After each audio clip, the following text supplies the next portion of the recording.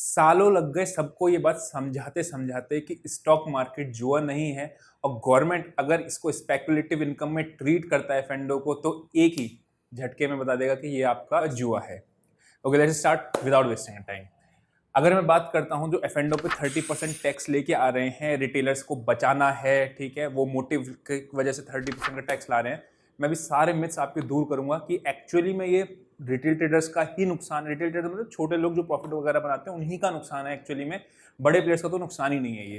Plus मैं bureaucrats, पता नहीं कौन है, कितने समझदार ब्यूरोक्रेट्स हैं, अगर गवर्नमेंट के इस तरीके का सजेशन मिल रहा है तो, और वो एक्सेप्ट करते तो बड़ा ही गलत है। रादर मैं आपको एक सीए वाला सॉल्यूशन भी दूंगा जिससे गवर्नमेंट की मंशा क्या है, टैक्स कलेक्ट करना, वो भी पूरी हो जाएगी और रिटेल ट्रेडर्स का भी नुकसान नहीं होगा। हम लोग इसी वीडियो में देखने वाले हैं कैसे।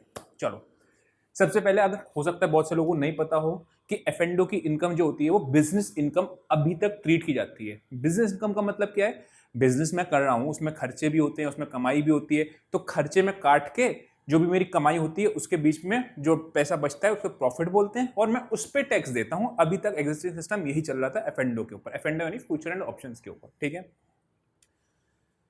अभी इसमें क्या कह रहे हैं, ये कह रहे हैं कि ये बिजनेस इनकम नहीं, स्पेक्युलेटिव है, यानी कि सट्टे की इनकम है। जैसे आप ड्रीम 11 पे पैसा कमाते हो, या फिर आप जैसे अदर बैटिंग कर रहे हो, किसी लॉटरी पे कमाते हो, गैम्बलिंग पे कमाते हो पैसा, वैसा टैक्स लगेगा आपका इस पे फ्लैट। कोई आपको खर्चा वर्चा इस पे अलाउड नहीं होगा। ऐसा ये सॉरी, इस वाले जो अभी एग्जिस्टिंग की जगह पे जो अभी ला रहे हैं प्रपोज्ड, उस पे इस तरीके से कर रहे हैं। अब मैं आपको बताता हूँ किस तरीके, सिंपल कैलकुलेशन है, क्योंकि मुझे सॉल्यूशन भी बताना है, इसका सॉल्यूशन कैसे होता है, तो मैं आपको सिंपल कैलकुलेशन से बताता हूं पहले कि स्पेकुलेटिव से किसको क्या इफेक्ट पड़ेगा। अगर मैं 30 करोड़ रुपीस, जो बड़ा प्लेयर है हेज फंड्स हैं, जो कि आप होता है, आप यूएसए वगैरह बाहर बाहर के वो अपने $1 बिलियन तक कमा लेते हैं। $1 बिलियन मतलब तकरीबन 7-8 हजार करोड़ रुपए। उनको 30% टैक्स तो वो वैसे ही दे रहे थे, वो आज भी उतना ही देंगे टैक्स, तो उनको कोई खास फर्क नहीं पड़ेगा। फर्क पता है किसको पड़ेगा? दो तरीके के ट्रेडर्स को, जो आपके सेमी एचएनआईज है, मतलब जो 50 लाख रुपए कमाते हैं वो, या फिर आपका रिटेल ट्रेडर। अभी लोग कहेंगे रिटेलर्स को क्या इफेक्ट पड़ा है, अभी बताऊंगा कैसे पड़ेगा। सेमी एचएनआई का मतलब क्या है? बेसिकली जैसे सपोज करो मैं 50 लाख रुपए साल का कमाता हूं स्टॉक मार्केट के एफएनडो से, मेरे ऑफिस के भी खर्चे हैं, मैंने इसके ऊपर आपका एम्प्लॉयज रखे हुए हैं, पंचिंग के लिए एक बंदा रखा हुआ जिसकी सैलरी जाती है, इलेक्ट्रिसिटी का बिल आता है, रेंट आता है, तो वो सारे खर्चे मैंने इनकम में डाल दिए। अब क्या हुआ, लेट से 50 लाख मैंने कमाए और साल में मैंने 20 लाख खर्च करे, तो मेरे पास 30 लाख रुपए बचे, मैं 30 लाख पे टैक्स दूंगा, ठीक। अभी इस पे क्या होगा, ये कह रहे हैं ये तो भैया 20 लाख अलाउड ही नहीं होगा, इस 50 लाख पे सीधा 30% दे दो, यानी मेरे को 15 लाख का टैक्स पड़ा सीधा सीधा, जो पहले कम पड़ता था, बिकॉज पहले 30 लाख पे 9 लाख रुपीज का टैक्स पड़ता था, यानी कि मेरे को एडिशनल 6 लाख का बर्डन आ गया, ठीक है। ये बर्डन ही तो गवर्नमेंट चाह रही है कि ये बर्डन इनको चाहिए, एग्जैक्टली एक्चुअल में तो गवर्नमेंट को ये चाहिए, ठीक है। कोई ये नहीं है कि रिटेलर्स का मुनाफा करने के लिए, रिटेलर्स को बचाने के लिए स्टेप ला रहा है, ऐसा कुछ नहीं है, बताऊंगा कैसे। तो ये 6 लाख रुपीज का एडिशनल गवर्नमेंट रेवेन्यू कमाना चाहती है, कमाए, ठीक है, लेकिन ये नाम ना दे कि रिटेलर्स को के हित में हम लोग ये फैसला कर रहे हैं, ठीक है। सेकंड चीज, रिटेलर को कैसे नुकसान है? रिटेलर कौन है? मतलब देखो, जो लॉस मेकिंग रिटेलर है उसको तो कोई फर्क वैसे ही नहीं पड़ने वाला, क्योंकि वो तो आपका लॉस करे जा रहा है, तो उसको तो इनकम ही नहीं है।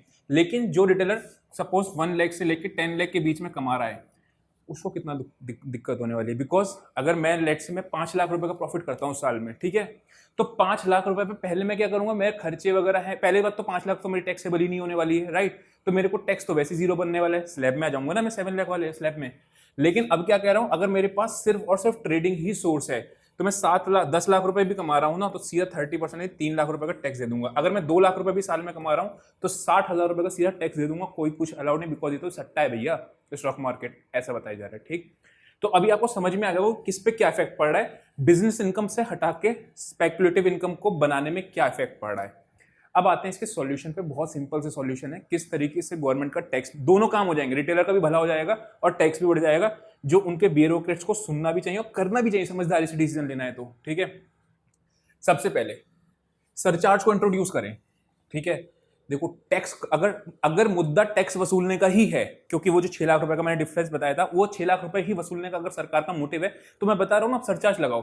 कैसे सरचार्ज लगाओ? 30%, जो लोग 1 करोड़ से ज्यादा कमा रहे हो, मतलब 1 करोड़ रुपए से ज्यादा की इनकम कर रहे हो, लेट से 1 करोड़ हो सकता है, 5, 10, 20 जितना, मतलब एक बड़ा एचएनआई बड़ा, यानी कि जो हेज फंड टाइप के लोग आ जाए, इसके अंदर कवर हो जाए, उनके ऊपर जो प्रॉफिट कमा रहे हैं, जैसे 1 CR का प्रॉफिट कमाया उन्होंने, तब आप 30% टैक्स ले रहे हो, यानी आप 3 करोड़ का टैक्स ले रहे हो एग्जाम्पल के लिए, तो आप इस 3 करोड़ पे 10% का सरचार्ज लगा दो। पूरे पे नहीं, पूरे पे लगाओ तो 40% टैक्स रेट नहीं बढ़ाओ, जो प्रॉफिट कमाया सर उस पर आप सरचार्ज लगा दो, आपका टैक्स का मोटिव कलेक्ट हो जाएगा। दूसरा, एक छोटे आदमी को फर्क नहीं पड़ेगा उससे, कि उसकी जिंदगी में कोई फर्क नहीं पड़ने वाला उस टैक्स की वजह से। अगर 30% ले आओगे तो बड़े आदमी को तो वैसे ही टैक्स नहीं पड़ रहा है। आपको रॉबिनहुड बनना है, अमीर से लेके गरीब को देना है ना, ये नहीं कि गरीब से जो आ रहा है वो भी छीन लेना है। तो वो चीज है। तो सरचार्ज, अगर टैक्स कलेक्शन मोटिव है गवर्नमेंट का, तो सरचार्ज पे आना चाहिए रादर देन आपका ये जो हरकत कर रहे हैं स्पेकुलेटिव। क्योंकि इससे तो यार मैं समझाते समझाते थक गया कि मैं जुआ, अब मैं कैसे घर वालों को कैसे बताऊंगा? वो कहेंगे सरकार बोल रही भैया जुआ है स्टॉक मार्केट, राइट? तो मैं उनको कैसे समझाऊं? तो आगे आपको लोगों को कैसे समझाऊंगा, राइट? अगर स्पेकुलेटिव में आएगा तो मैं ये तो कह ही नहीं सकता ना आपसे कि भैया ये जुआ नहीं, कि गवर्नमेंट कह रही जुआ है, राइट? सेकेंड चीज क्या है, आप सिंपली अब ये तो हो गया आपका टैक्स कलेक्शन सोर्स बढ़ाने का तरीका। देखो जो 11% लोग कमा रहे हैं सेविंग के हिसाब से, उन्हीं उसमें से भी 5-6% ऐसे जो छोटा पैसा कमाते हैं, राइट? आप छोटे पैसे से और छोटा पैसा ले लेते हो। जो 1-2% क्रीम बैठी हुई है ना, एक्चुअल पैसा वो लेके जा रही है जो बड़े बड़े फंड हाउसेज हैं, FIIs, DIs हैं। आपने अगर ट्रेडिंग करोगे तो आपको पता होगा ये बात, कितना ज्यादा मार्केट में इंडेक्स मैनेजमेंट होता है, कितना ज्यादा आपका ऊपर नीचे। आज ICICI बैंक भाग रहा है, कल HDFC बैंक भागना चालू हो जाएगा, कोई रीजन है? कुछ नहीं है, बस ऐसी। तो पता है ना वो बड़ा प्लेयर कर रहा है, तो आप उसको टैक्स करो ना। जब बड़ा प्लेयर अपने हिसाब से मार्केट चला सकता है तो उसको टैक्स लगाओ, उसने पैसा बनाया है तो, राइट? और वही बड़ा मतलब जो 1 CR से ऊपर हो, ऐसा नहीं 1 CR हो या 5 CR हो, कोई पर्टिकुलर आपने लिमिट सेट कर दी। अगर टैक्स कमाना मुद्दा नहीं है, गवर्नमेंट कहती है भैया मुझे रिटेलर को बचाना है, अब मैं उस मुद्दे के सॉल्यूशन बताता हूं आपको। सिंपली F&O में प्रॉब्लम क्या है आपको पता है? किसी की भी डॉक्टर को किसी के दवाई देना है, उसका पहले डायग्नोज करना जरूरी होता है कि भैया उसका है क्या, उसको बीमारी क्या, तभी तो दवाई दूंगा। मुझे बुखार हुआ है, मुझे बुखार किस वजह से हुआ है? मुझे डेंगू की वजह से बुखार हुआ है, मुझे फ्लू की वजह से बुखार हुआ है, मुझे मौसम चेंज होने की वजह से बुखार हुआ है, मुझे किसी इन्फेक्शन से बुखार हुआ है। तो मुझे ऐसा नहीं है कि बुखार की एक ही गोली दे दी कि टैक्स बढ़ा दो, राइट? आप पहले बुखार पता तो चलो कि फीवर हुआ किस वजह से है। तो आपने अभी क्या दिक्कत आ रही है, एंट्री बैरियर ही नहीं है। कोई भी आदमी सिंपली डीमेट अकाउंट खुलवाएगा F&O के लिए। पहले तो F&O को एक्टिव करने के लिए आपको वो चाहिए था कि इनकम स्टेटमेंट चाहिए वगैरह, सही होती थी। अभी आप 6 महीने का बैंक स्टेटमेंट दे दोगे तो भी F&O खुल जाएगा? नहीं। अब आप करो कि आपने क्या NISM का कोई एग्जाम पास किया है तभी आपका F&O एक्टिव होगा, नहीं तो नहीं होगा। अगर रिटेलर को बचाना है तो बड़ा प्लेयर तो एग्जाम देके या फिर कोई कुछ एंट्री बैरियर कर ही लेगा। रिटेलर को एक्चुअल में नॉलेज नहीं होती, इस वजह से लॉस करता है वो। क्यों? आउट ऑफ द मनी की कॉल पुट ले लेगा, हीरो करने लगेगा, राइट? वो चीज है। तो अगर रिटेलर को बचाने का ऑब्जेक्टिव है तो entry barrier can be a solution. एक, चलो एंट्री बैरियर नहीं करना, मैं मानता हूं कि एंट्री बैरियर करने से बहुत ज्यादा लोगों के रिटेलर्स खत्म हो जाएंगे, चलो ठीक है। एक छोटा सा ऑनलाइन आप घर बैठ के भी टेस्ट दे सकते हो, आप जाके सेंटर पे ना दे के आप घर पे दे दो, और इतना आसान रखो कि मतलब उसको नॉलेज होनी चाहिए। कॉल पुट क्या होता है, उसको प्रॉपर तरीके से थीटा डी का ऑप्शन, ग्रीक्स वगैरह सब बेसिक नॉलेज होनी चाहिए, राइट? तो ये अगर हो जाएगा, nothing like it, entry barrier हो जाएगा आपका। हर कोई नहीं आने वाला इसमें जिसके पास आपका, या फिर एक सिंपल कर दो भैया, अगर आपकी इनकम 5 लाख रुपए से सालाना ज्यादा है तभी आप F&O कर सकते हो, वरना नहीं कर सकते। अभी क्या 6 महीने की स्टेटमेंट पे आ जाएगा चाहे आपकी 1 लाख की इनकम क्यों ना हो, राइट? तो ऐसा एंट्री बैरियर लगा सकते हो। एंड सेकंड चीज जो है ना, जो डेली एक्सपायरी करी है वो नहीं करेंगे खत्म इसको। मैं बताता हूँ क्यों नहीं करेंगे, बिकॉज इससे तो सबसे बड़ा रेवेन्यू एक्सचेंज का आता है।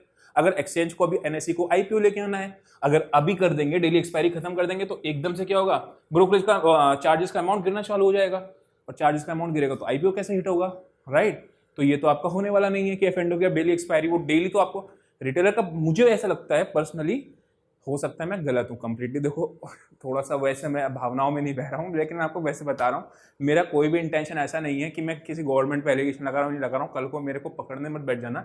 मैं सिर्फ एक उनके ब्यूरोक्रेट्स को, जो अगर ये ऐसा करने का डिसीजन ले रहे हैं, उसकी जगह पे एक एग्जाम्पल को मैं दे रहा हूँ कि किस तरीके से आप ऑल्टरनेट यूज करने के बाद भी आप बचा सकते हो, ठीक है? मतलब टैक्स, क्योंकि उनका काम क्या है, उनको टैक्स वसूलना है। टैक्स कहाँ से वसूले मैं उसका बता रहा था।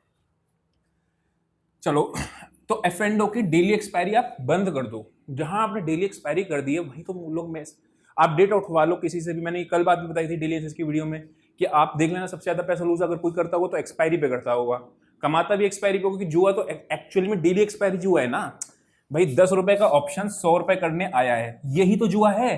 दैट इज द होल जुआ, राइट? कि 10 0 करने आ गया, वो तो जुआ है। ये थोड़ी जुआ है कि अगर कोई सस्टेनेबल तरीके से पैसे कमा रहा है मार्केट से, तो वो थोड़ी जुआ है।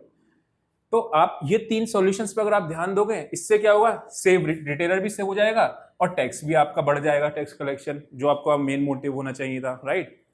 तो मेरा सिर्फ इतना कहने का मतलब, आप 30% भी लगा दो, स्पेकुलेटिव भी कर दो, सब कर दो, लेकिन ये आंसर नहीं करना चाहिए कि स्पीच के दौरान कि हम रिटेल ट्रेडर को सेव करने के लिए ये कदम उठा रहे हैं, जो आपके ये वाले कदम थे, राइट। तो ये चीज नहीं होना चाहिए कि रिटेल ट्रेडर आप करो, स्पेकुलेटिव डालो, जो करना चाहिए वैसा करो, राइट। लेकिन रिटेलर के नाम पे नहीं होना चाहिए कि रिटेलर के नाम पे बिल फाड़ दिए कि रिटेलर को बचाना। रिटेलर को बचाना है तो आप हीरो जीरो खत्म करो, रिटेलर को बचाना है तो एंट्री बैरियर लगाओ। इसके बाद लोग कह रहे हैं कि फिनफ्लुएंसर्स वाला चीज़ है कि फिनफ्लुएंसर्स को जैसे अभी रजिस्टर्ड होना चाहिए, ये चीज़ होना चाहिए। मैं वैसे नहीं कह रहा हूँ, फिनफ्लुएंसर्स को वाकई में एजुकेशन पहले खुद तो होना ही चाहिए क्वालिफाइड, ठीक है। खुद क्वालिफाइड हो, खुद क्वालिफाइड होने के बाद ही आप आगे पढ़ा सकते हो, वरना आप पढ़ाने के लायक नहीं हो। मतलब कोई एक पर्टिकुलर क्वालिफिकेशन तो डालनी ही पड़ेगी, अदरवाइज सपोज करो आप मुझसे पढ़ने आए, मुझे ही ऑप्शंस के कॉन्सेप्ट के हिले हुए हैं, मैंने कहीं से इधर उधर यूट्यूब का वीडियो देखा, वहां से कर लिया, मैं खुद ही क्वालिफाइड नहीं हूँ, राइट। और मैं आगे पढ़ाने जाऊंगा तो सोचो अर्थ का अनर्थ कर दूंगा, क्योंकि मैं तो समझा कुछ और हूँ, मैं बोलूंगा कुछ और, आदमी को जिसको समझाऊंगा वो समझेगा कुछ और, एक्चुअल में अप्लाई करेगा कुछ और, राइट। तो वहां पे दिक्कत आ जाती है। तो एनीवेज, आई होप आपको पूरा चीज़ समझ में आया होगा, और जो मैं मैसेज कन्वे करना चाह रहा हूँ वो भी आपको समझ में आया होगा। अपनी राय कमेंट्स में ज़रूर बताना कि क्या आपको लगता है। अभी के लिए इतना ही, see you next session, till then, bye bye.